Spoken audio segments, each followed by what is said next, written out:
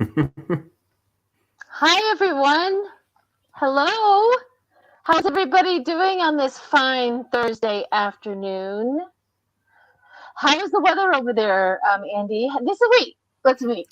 Andy, look, everybody. I Yeah, have hi guys. Andy from Twig Brothers.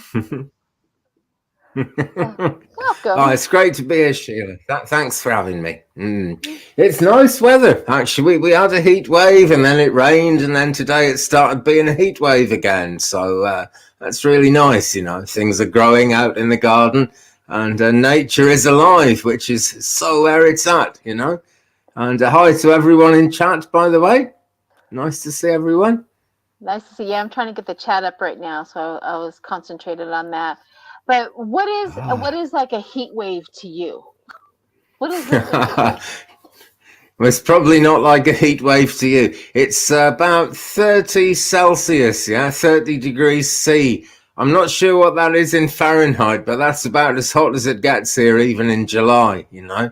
Um, I, I think it's probably about 70 or 80 Fahrenheit. Oh, okay. Let me see. 30. I'm gonna put 30 Celsius. See if I can get it transferred. Sometimes I can get it transferred Ah. over, yeah, to degrees. That's not what happened, Hmm. but oh well. Somebody in the chat will know how to do it. We'll do it. How is it Ah. that why the American people Fahrenheit and inches, and you guys go centimeters and Celsius? Hmm. Well, I remember that happening, Sheila. I was in infant school, and around the time of the moon landings, 1969, that was when we changed, and we always had degrees Fahrenheit. The weather was always in Fahrenheit, and everything was feet and inches and pints and gallons. And the money was different too. We had shillings in those days. And everything went metric, everything went decimal, like 1970, I think, about that time, you know. And but our rulers, I've got one here actually. Our rulers have still got inches along the top and centimeters along the bottom, Yeah, you we know. have. So we still have both. We never gave it up, really. Well, our rulers here. When you buy a ruler here, it also has centimeters and inches. So we also Yeah. have Well, that. Pete. I did not know that. See, I learned something new every single day. I had no idea that you guys changed over so soon.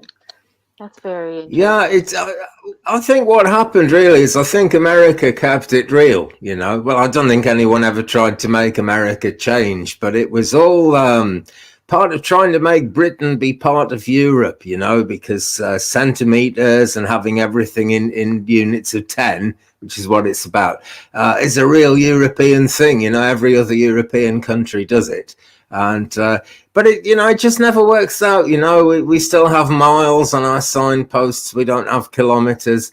We have different sized gallons to you guys, but we still buy gallons of petrol. You know, there's 5 liters in our gallons. Five It's liters. crazy. But yeah, people just didn't want to give it up because it's, you know, it's the nature of Britain. It's what it feels like to be British, to have all those things, you know. And it's also one of the things that links us to Canada and USA as well, to be quite honest, you know. And we always have had that link. Yeah. Yeah. Well, Canada So is. I remember visiting my mother in Canada, and I had to stop and get gas. You guys call it petrol, but it would be gas.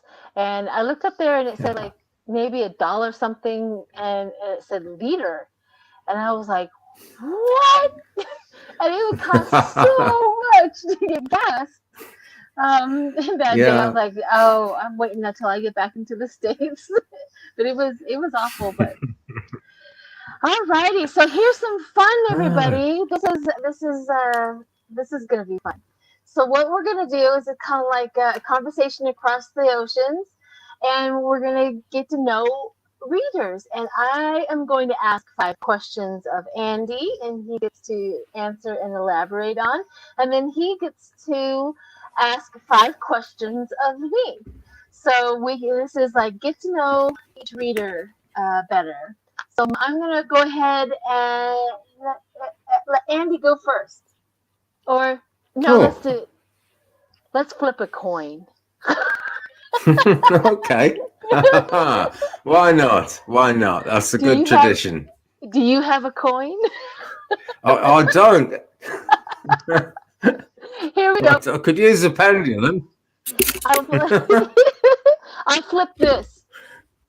I'll flip this. So if it's Okay. green, Andy goes. If it's this color, black, I go. So here we go. Oh, it looks like Andy goes first. Okay. It's the green one, is it? Okay. Yep. Uh-oh.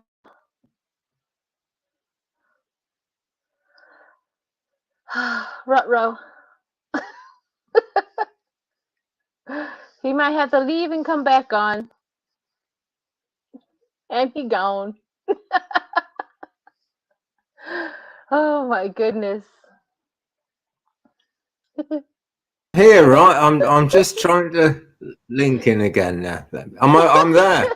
Am I Yeah, you're there? back. I, You're yeah, back. that was strange. That was just the wrong time for that to happen, wasn't Or the right time. it? Well, yeah, everything happens for a reason. That is very true. Exactly. Right. Okay. So, before whatever happened, I was about to ask you about pets, Sheila, because I remember you mentioning a dog, and I'd just like to know about that. You know, the cats are a big thing with me on the channel, on the Twig Brother channel, and I just, they're so animals are so great to have around us, and I think. They're like familiars, aren't they? In the psychic sense, I think they help connect us. So, oh, They are. I have dogs. I have actually quite a few dogs, but I have two Chihuahuas that were sisters. One of them, my friend, she had left her Chihuahua with another Chihuahua to babysit, and when she got back from vacation, uh, she was told that her Chihuahua was then pregnant. So she didn't know what to do with these two little baby Chihuahuas, and so I went ahead and took them. So I took the two baby Chihuahuas, right. and then Oh, my Abby. So she's a Pekingese and a Corgi mix. So my sister mm, was at the Humane Society looking for her dog because she had a Houdini, and this lady was pulling Abby behind her. She was really angry at Abby, like, oh, I can't stand this dog. And my sister noticed this scene, and she asked about Abby. She said, what's wrong? What's going on? She goes, she's just not a good fit for me, and she just chewed up my Bible. And my sister was looking at Abby, and she kind of noticed that Abby was probably petrified of this lady because she was just looked so mean and crazy. So my yeah. sister went ahead and said, "I'll take her." And before she even got into the Humane Society, so my sister rescued Abby. Abby's never ever, and so once my sister got her, I came back from Maryland, then I took Abby. Yeah, for a rescue. She's never chewed up my anything. She has been the most perfect dog ever. I really believe that Abby was probably reacting to this lady, how crazy and how mean she was. But so that was the Yeah. second rescue. The third one was my Raven. My Raven was sitting with a whole bunch of homeless people. They probably stole her from somewhere, but she was Oh, mangy and she was dirty, and these homeless people needed money. And so they were willing to sell this dog for money, and I was willing to save this dog for money, right? I was yeah, like, yeah. here, I gave them, I think it was $100. They were homeless. I'm like, $100 for this dog. And I took Raven at home. She was like this little puppy. Washed her up, thick dirt on her. Oh, it was so pitiful. So now I have Raven. Oh, Once a dog kind of goes over the threshold of my home, she pretty much stays. And then yeah. the other one is my neighbor across. One of my pets died. Jazzy. She was older. And so, Oh, about maybe a week or two later, my neighbor calls me up and says, "Hey, is one of your dogs loose?" And I was like, "Nope, they're not loose." And he goes, "Well, there's one in my garage and in the corner, so I'll be right back." So I go there, and this little dog is crouched in the corner, just petrified. I mean, she's just vibrating. She's so scared. And Mm. so I took her. She had a little collar Yeah. on her neck that had a number on it. So I punched the number into the computer, and her name was Pilar, and the number was from the Humane Society.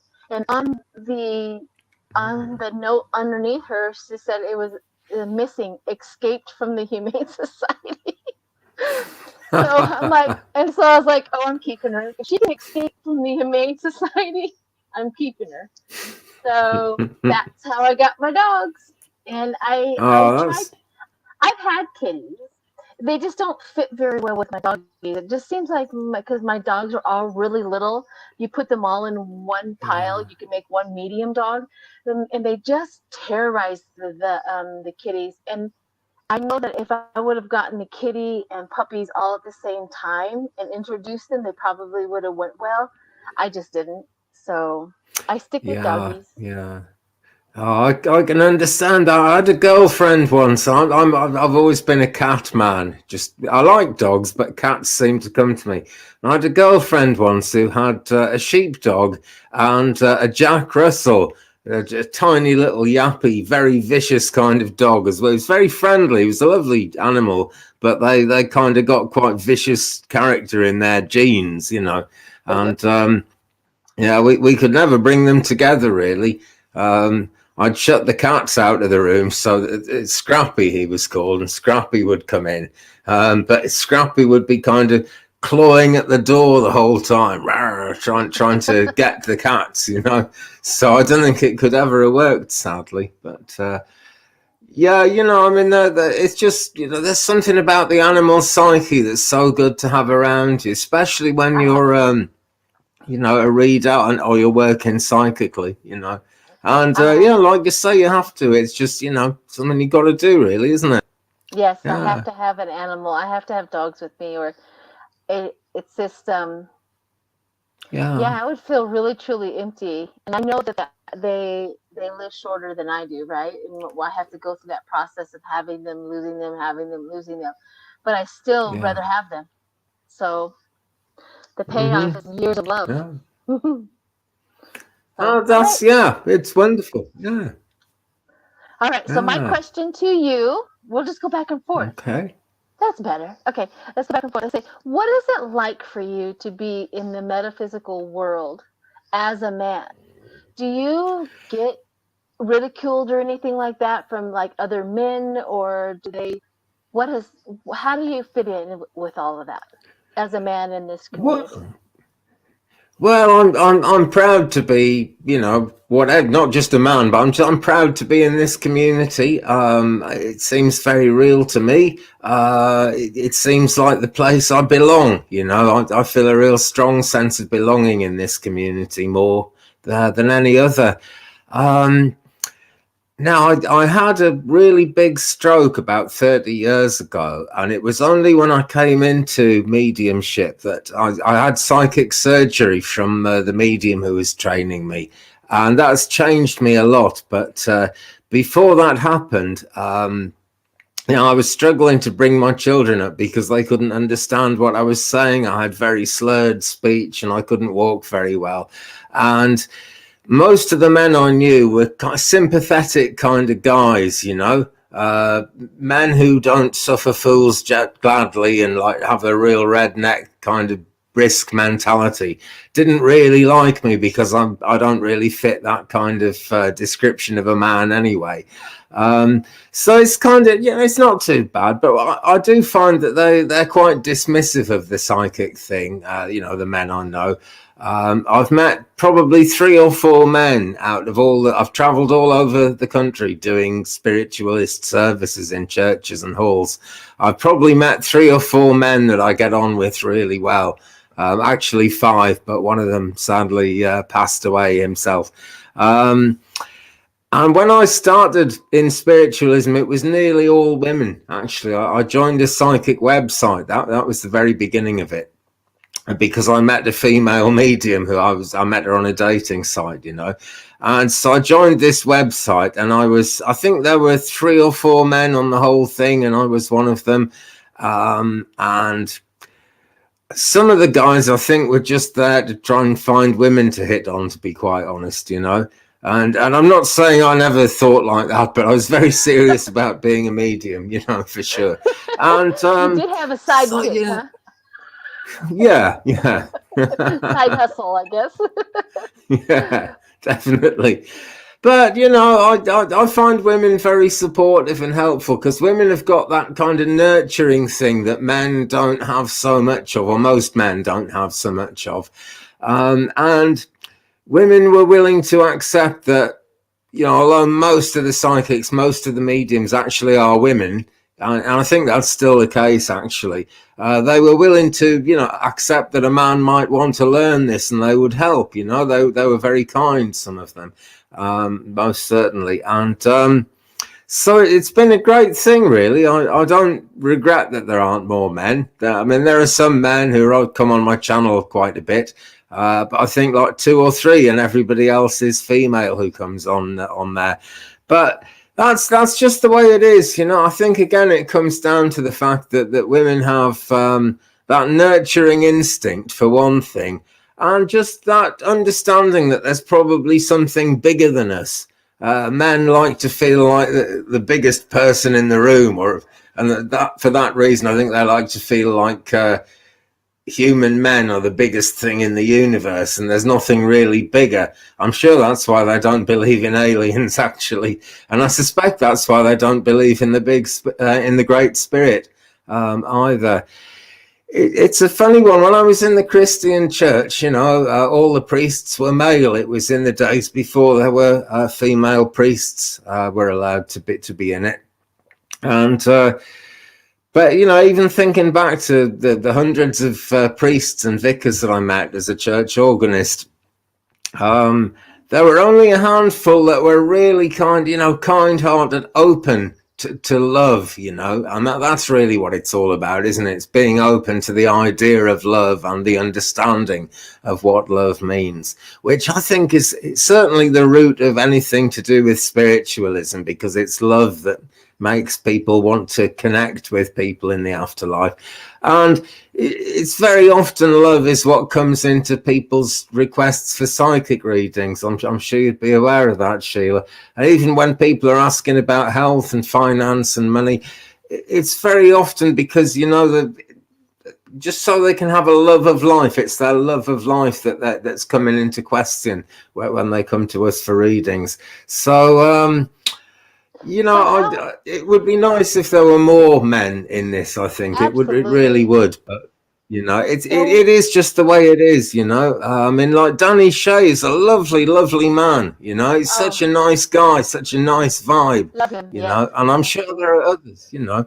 So how is it? What is it like when you are trying to, say, go out on a date? I mean, how do you go, oh my God, I'm psychic, you know what I mean?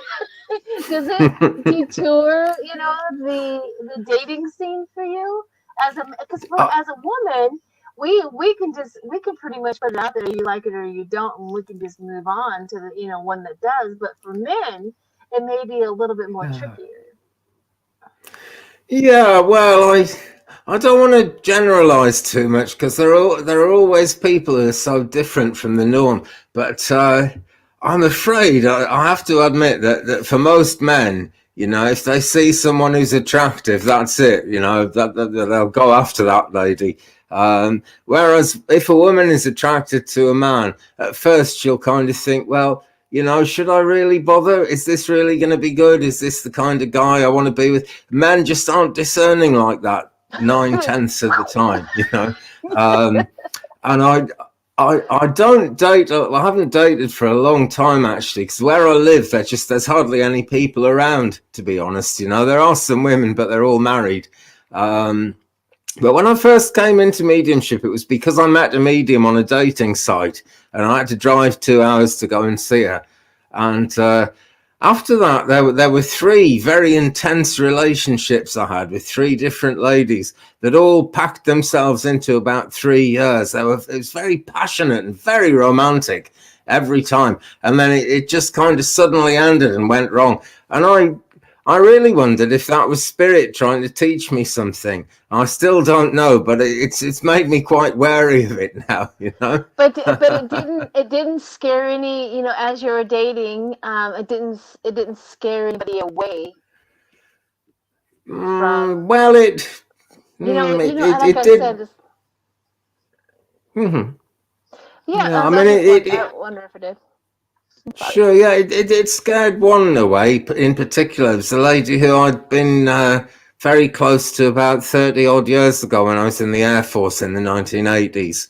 And I heard from her, and we got in touch and I went to see her, and we started really having quite a scene.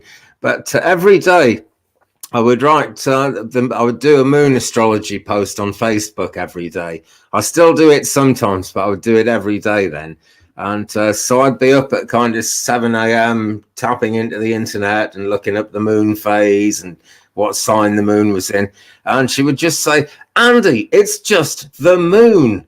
Don't be so stupid. It's just the moon. And I could never get her to understand that, she just wouldn't accept that at all. And I wasn't happy to be in a relationship with someone. Well, I love him, but he's mad. He's completely mad. But I do love Yeah, that. To me, there needs to be understanding, doesn't there? So that was a shame, and I think that is a difficult thing for a lot of men who are in the psychic profession, or who are in the business of doing astrology or anything metaphysical like that. But the plus side is that there are so many women, there are many women around in this field, and I don't feel like the opportunity is completely cut off from me. Whereas for a great many women, it's different. There aren't that many men in it. And I know of two very good mediums who gave it up because they got married and their husband didn't want them doing all this crazy stuff, So, and now that's, it's much more positive for a man in this field in that sense. okay. So now it's your turn to ask a question. We'll just flip flop. Okay, I've got my list of questions. It's not that many, but I hope everybody's enjoying this in the chat. I thought I would just do something different. So just put a yes if you're enjoying yourself. Go ahead. Right, so I like what Aspie just wrote. I've about accepted that it's just, hang on, it's just gone off the scene. Let me just pull that one back down here. I've about accepted that my soulmate is probably cruising around in a UFO. Lol. Yeah, I think if I have a soulmate, that's probably where she is. But yeah, Sheila. And this kind of is relationship based as well, really. I'm just wondering about, brothers, sisters, family. Do you have any brothers or sisters? And how do you get on with them in terms of the psychic side of life? Well, I am 6 out of 7 children, so Right. there's a brood of us. And it was Yeah. I come from I was the 5th daughter, so there's 5 girls and 2 boys. So we are very matriarchic, and we're run by a lot of women. And throughout my lineage, we have a lot of women who were metaphysical and in the culture. So my third oldest sister, Yvonne, she was the one that introduced me to tarot cards, probably in my teens at some point in time. She pulled out her cards and she introduced me, and I was hooked immediately with that. And so I gave her definitely props on getting me involved in tarot cards so early. And as far as my siblings all kind of went the other way. It was almost like the more healing and better that I got, the less they wanted to be around me. It started to be like a separation, and whatever that is, I don't know. But it really is. It's like I cannot be involved in the things that they're involved in anymore. I am on the other side, and so that's just kind of how it is. But yeah, I came from a big family. I also, what was the other question? So children, or did you want children or just siblings? Well, it's all interesting stuff, Sheila. So I have 6 out of 7 children. My father has passed. My mother has dementia. She's gone really, and my oldest sister takes care of her. And I have been married twice. My last husband passed away in 2010. I have 2 grown children and I have 3 grandchildren, all ages from 14, 13, and 7 is my grandchildren. So yeah, I'm busy. Wow. Yeah. And I have Yeah, my sounds daughter. like it. I have my daughter and my grandson who live with me. So there you have it. Nice. Yeah. All right, my No, turn. no, but Oh, okay. I was just going to say that reminded me when you said your sister introduced you to the tarot. It just fired my brain off, well, that remembering was when I my first question. got introduced to the tarot. It's just wonderful. Yeah. Well, that was my next question to you was Right. brothers and sisters, and what is your, all of that, and do you have any children? So go for it. Tell us your Right. family Sure. dynamics. Okay. Well, I have a sister, and I don't know. Our parents have both passed away. Sadly, they both had cancer in the 1980s. I was 23 when my mother passed, and I was 25 when my father passed, and so a lot of stuff never really got worked out. But I guess that we weren't a rich family or anything like that, but our parents had this thing about pretending to be rich, so we would like go to hotels that we couldn't afford to go to, and we'd have to kind of pretend that we didn't have a regional accent or anything like that. And my sister and I found out a lot of stuff about each other after they passed away, things that we'd never been told about each other, and so although we felt quite close sort of through the 60s and 70s when we were actually living close together, we never really were very close as people. And my sister sort of got further and further away.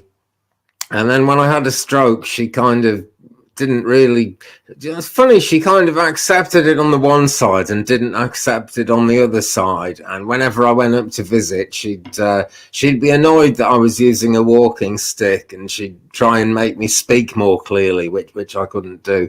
So we just kind of drifted apart. And then when I became a spiritualist medium, she found out because I started posting stuff about it on Facebook, and she found out. And last time I saw her was 2009. She got married, and I went and played the organ at her wedding. But she wouldn't talk to me by herself. She had to have her husband with her, and she looked very scared. And perhaps you've experienced this, Sheila. Some people think that if you can talk to the other side, you've got ghosts with you all the time, and it's just something she seems to fear. Yeah, evil, that kind of thing. And the last conversation, well, wasn't really a conversation, but her husband is always trying to keep the faith and keep the connection going, and he emails me sometimes. And the last conversation we had was at the beginning of the fungalitis that's going around the world at the moment. And I just, I got in touch and said, "Are you guys okay?" And he said yes, and your sister says hi. That's kind of as close as we are, which is most unfortunate. I really hope there's a reconciliation one day, but she's a lot older than me, so time is almost running out. But in terms of children, I have two children. Hang on, before you head Sure, into yeah. children, there's a question about where did you play the organ? Everybody was like, where did you play the organ? That's in the chat. Okay, right. Sorry, Yes, I'm they wanted to watching. know I'm where not you really played the watching the organ. chat enough. That's okay. Okay. Well, And then we'll get into the your house I children. grew up. Okay. Well, the house I grew up in was right next to a massive church, and it had one of the best made pipe organs in England, and it's still in some of the textbooks as one of the best ones. So it had a very good organist, and I would hear it all the time, and I was fascinated with it. Um, but that was a very stuck up kind of a church, and I was never allowed to play there, actually. But there was a church a A bit down the posh road church? where they weren't stuck up at all, and they had a really friendly organist who wanted to help me, and he would just let me sit and play the organ without supervising me or anything. And by the time I was about 12, I would sometimes, if he went away, he would let me play for the service. The churches were real full in those days and all very kind of official in the way they were organized. And then I joined the Air Force when I was about 16, and they don't tend to have pipe organs in Air Force churches, really. And so I didn't do a lot, but when I came out of the Air Force, well, about a year before that, I was posted to an RAF station that had a pipe organ, and I'd play there every week. And then, yeah, I came out of the Air Force and I went to Cardiff, which is the capital city of Wales, about 3 hours drive from here. And they had one of the best church organs in Britain in the church that I just happened to walk into. So that was lucky. And I got to be the deputy organist of that. And then I started playing in Llandaff Cathedral, because if you played this organ, you know, you had to be good enough to play in the cathedral. So I played in the cathedral sometimes. And I was the local church organist here in Llandyssil for about 13 years. And then they got a priest who found out that I was working as a medium. I was appearing in the spiritualist church, taking services, you know, with my name on the board of outside the local spiritualist church. And this vicar had people protesting outside that spiritualist church, and he just did not want me to be a church official in any way. So I lost that pipe organ then. Not that sadly, to be honest, you know, it's got to be yourself, haven't you? And the work I do for Spirit is so much more important. Also, I had a stroke and I'm like half paralyzed in my left hand. So I couldn't play that well anymore anyway. So, you know, we just kind of let that go. I still play my piano sometimes, and that's about it, really. No. Well, fantastic. Okay, so let's get back to children. That was fascinating. That's very Okay. fascinating. So let's Okay. get back to. So you have children, but you've never had a wife. Yeah, There, that's right. there's a story there. I'm sure of it. Well, there is. Yeah, there is. I'm trying to think of a sort of kind way of putting this. But you can probably put two and two together and work it out if I give you the bare bones of this. So I'd had a stroke, right? And I'd had the stroke about 7 years before. And yes, holy religion is so full of hypocrisy, I agree. But yeah, I'd had this stroke a few years before. And I was out in the local pub one night, like the bar, you know. And there was this lady there who was blind drunk. And the state I was in, I would have had no chance of attracting a lady to me because I could barely make myself understood, you know. But she was blind drunk, and she'd heard that I owned my own house, and that appealed to her quite a lot. So it worked out that I brought her home, and very quickly there was a baby on the way, but she really didn't want to, you know, be in a relationship or anything like that. And she already had a daughter, and it was a bit like when you were talking about the dog that was in fear of its owner when you took it on. You know, my daughter's mother had this child with another man who was absolutely terrified of her, and she was a big drinker. She'd be drunk all the time, you know, and she really didn't want to be bringing children up. So while she was pregnant, I kind of talked her into letting me bring the children up, even though we wouldn't live Oh, together. good. And so I ended up with both children. And my natural daughter, Lily, is 21 now. And her sister, Tegarian, is 25 now. And Wait a so I minute. brought Lily up till she was... Wait. Okay. You are a rare gem in this world. Let me get this right. So you have this thing with this lady. She allows you to take your own biological daughter, and then you're kind enough to take the other child as well and raise her as your own. Oh, yeah, I well, don't know. I wanted to, That is Sheila. Yeah. remarkable. I want you to really Well, take on the how important that is for a man, and that where you are in the hierarchy of men to be able to do that. That's fantastic, honey. Fantastic. well, thank you, Sheila. But, it's... So We I need worked for a more little men like while. you. Well, yeah, thanks. I saw that going up the chat. Thank you. Yeah, I've got to be honest, right? It seemed to make sense. If you have two children, they'll play together a lot, and it actually seems to work out less hassle than just having one, and how intense that would be, I agree. So Absolutely. it sort of made sense, and having had a stroke and not being able to work, it was the first time I'd been important, for years and years since having the stroke. I'd gone from being someone who was just, supposed to watch TV and not do much else, to being someone important, someone that the doctor would want to talk to about things, and I'd have to go and talk to the school and things. And it's a wonderful lease of life, really, going into that. So I had Tegarian stayed with me till she was 12, and my daughter Lily stayed with me until she was 16. And now they actually both live with their mother now, because their mum lives in the city, Swansea, in the big city. There's no jobs, there's no work around here at all, but hopefully they're going to find work in Swansea. I mean, unemployment is bad, but they're in their 20s now. They're in their 20s, and they can look after themselves. So Good.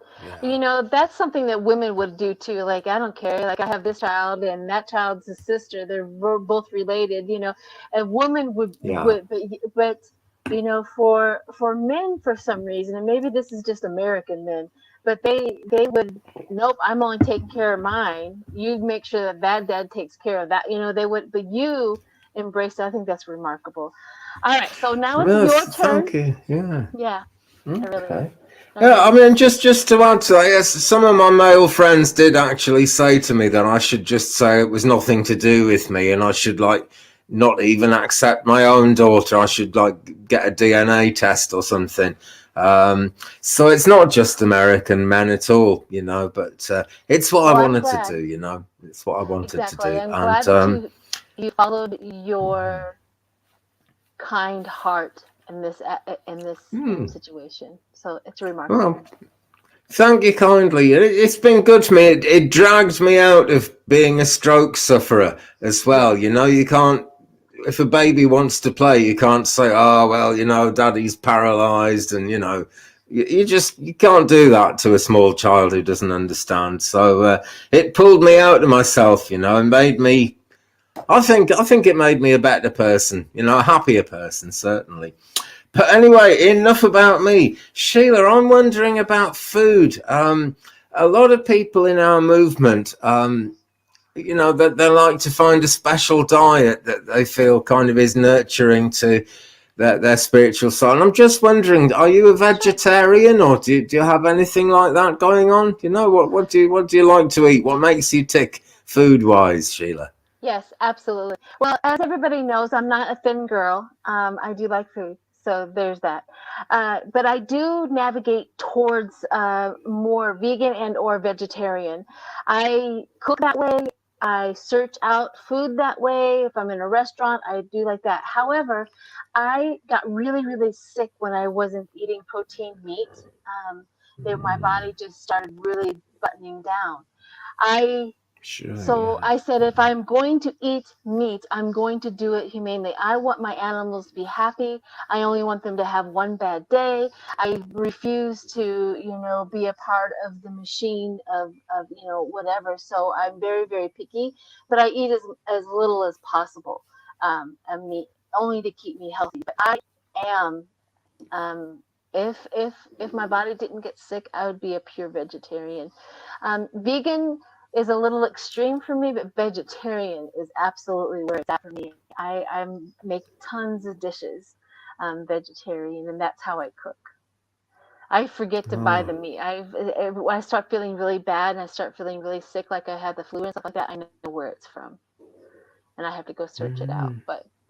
And I tried Oh. synthetic and also substitutes, and it just didn't work out. So I just go straight there, get what I need, eat what I need, feel better, and go back to my vegetarian diet.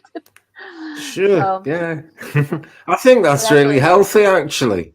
Yeah, Yeah. it doesn't do much for I the was. the weight, but oh, well, I don't care.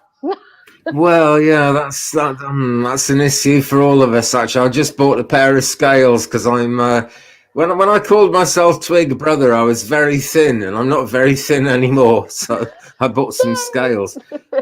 I think that's really healthy, Sheila. I was strictly vegetarian for about 5 years before I had my stroke, Yeah, and that kind of surprises people. But yeah, if you miss out on protein at that level, at your peril, to be honest. And yeah, I think as long as you're humane about your meat, I think that's fine. I think that's the way it's meant to I be. insist.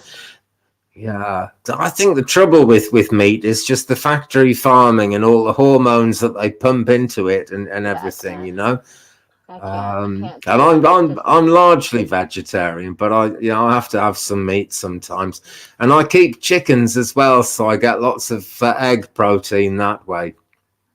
Yeah. There's also something that I will eat a lot of is deer meat because I know that a hunter, Mm, if a hunter goes out and hunts and yeah. brings home the a lot of deer, I'll more than happy because I know that that deer was in the wild, happy in its own atmosphere. He wasn't being tortured or anything like that, and only Mhm. had one bad day. And I usually gather hunters food as well, so I support that as well. And buffalo, buffalo's another one that I always eat.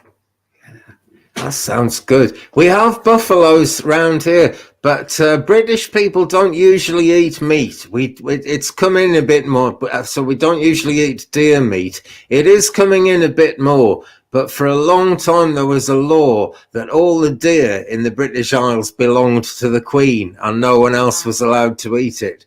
But now, with special license, you can get venison, which is deer meat. I've never eaten it actually. I'd like to try it. Sounds good. Yep. All right. So, I think let's see. What was the other one? Let's see what we got here. Oh, so over in your country, I think we're down to our last things because we're getting up on an hour. In your country, do you have Okay. any of strange superstitions that Americans really don't know about?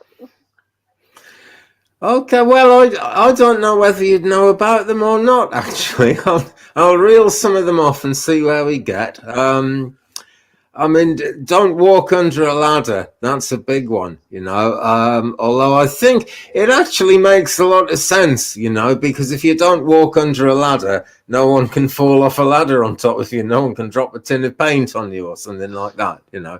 Um, we try not to walk on the cracks between the paving slabs on the sidewalk. Um, We had that song. oh, We had there's that "Step on a Crack, Break Your Mother's Back." That was awful song for a child to be singing, but yeah, yeah, but that's how it goes. Let me see. When I was a child with children, if they're pulling a face, we'll say if the wind changes, you'll stay like that. If the direction of the wind changes, and I oh believed that yeah. as a child as well. Um, I can think of lots of them really, but I can't call them to mind all of a I sudden. know, isn't that Um, something? don't put an umbrella up indoors. That's a big thing.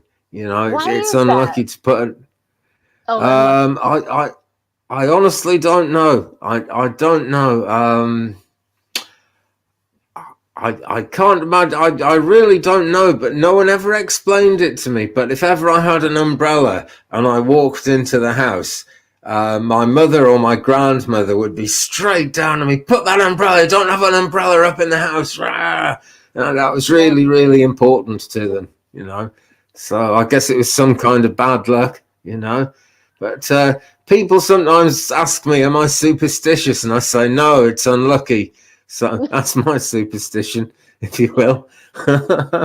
Well, there's things that go with saints' days, and I say if it rains on Saint Swithin's Day, it'll rain for the next 90 days. And I can't That's actually remember when Saint Swithin's Day is, but that's what Saint. people believe. Wait. Saint what?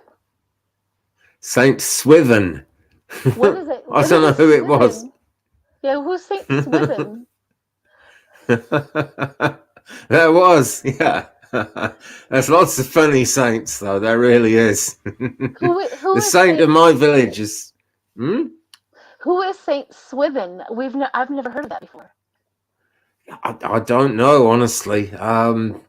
But he would have been a British saint, and he would have been one of the first Christian monks to come to the British Isles. In those days, it was called Caledonia in ancient times, and would have been one of the people who took over from the old pagan ways, the old Celtic ways. A lot of them were made saints, you know.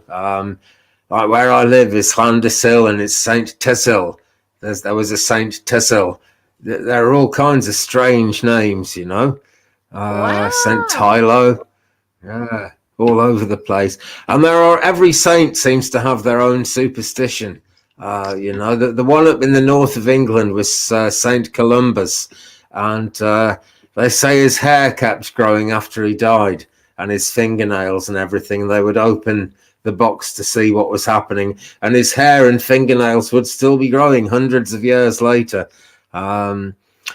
But there you go. When we get to that, actually, we're getting very close to the sort of things people believe about spirit and life after death and everything, you know. So maybe it all meets up in the middle there.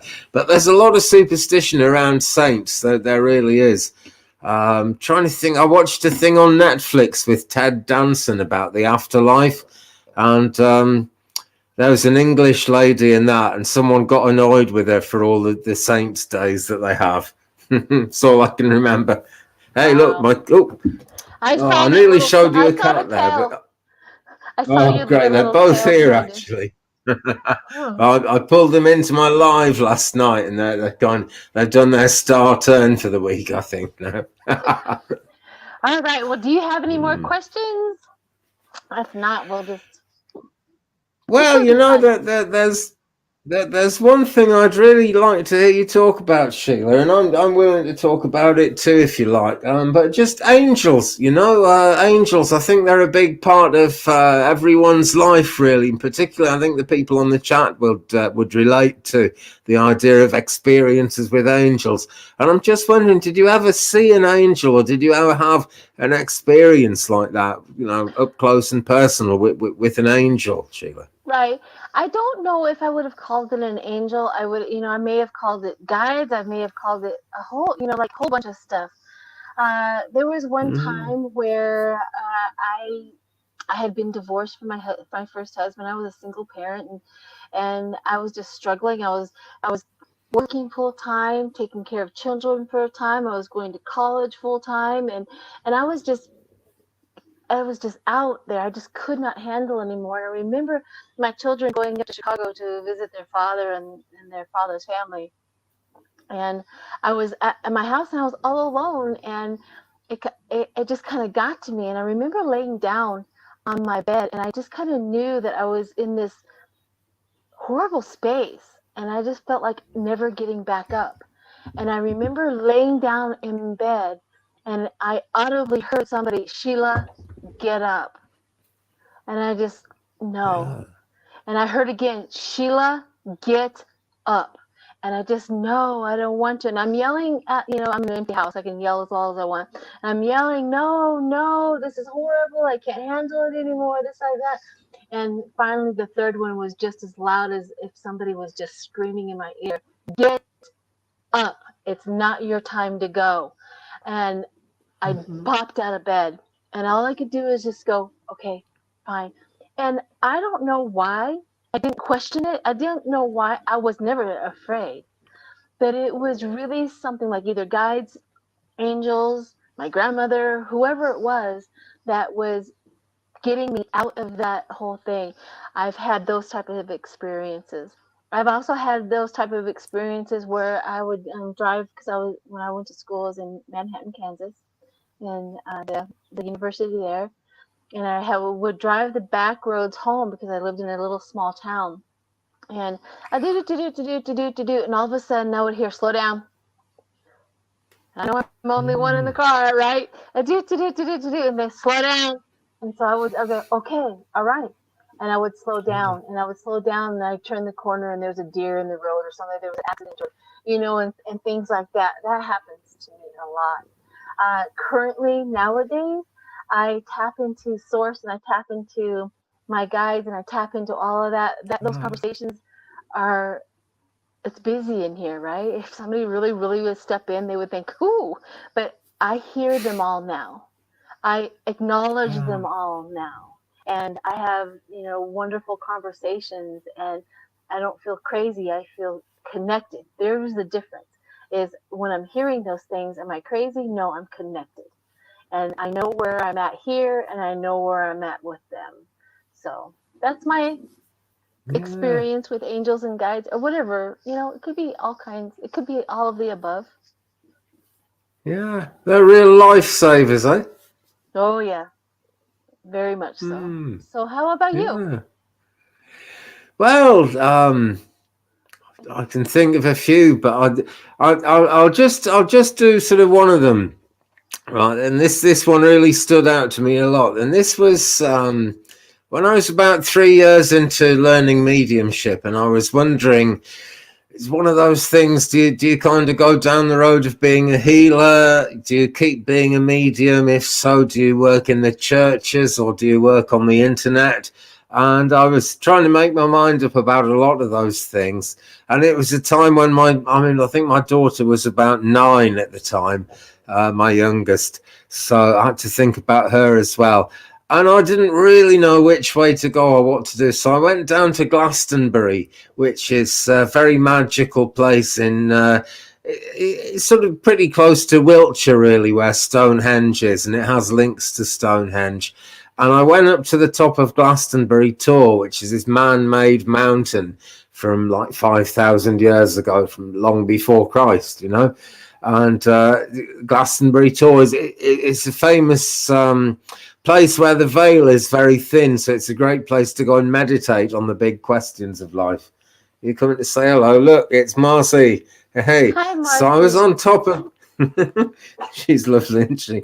So I was on the top of Glastonbury Tor, and I knew I had this decision to make, and I hadn't told anyone about this. And it was a very cold, sort of grey day, which I chose because that way there wouldn't be other people up there. It would be quiet. And I noticed out the corner of my eye there was a man walking around. And I thought, well, that's cool, it's here for everybody. And he came up to me and he said, "So have you decided what you want to do yet?" Quite shocked, really, but I just, he obviously knows what's on my mind. Maybe he's a psychic or something, And I said, yes, I think so. And we had a chat about it, and I decided I was going to go on as a medium, come what may, and just leave it in the hands of spirit as to where I was going to be directed to. And then he said, "Look, we'd better go down now because it's getting dark." Because it was in the evening and it was starting to get dark. And there's no lighting up there, and we didn't have torches, so you have to get down before it gets dark because it's climbing down a grassy hill. You could easily fall and get hurt, So we went down, and at the bottom of Glastonbury Tor, there's a spring, a sacred spring flows through Chalice Well. right at the foot of the tor, and it's very sort of magical water.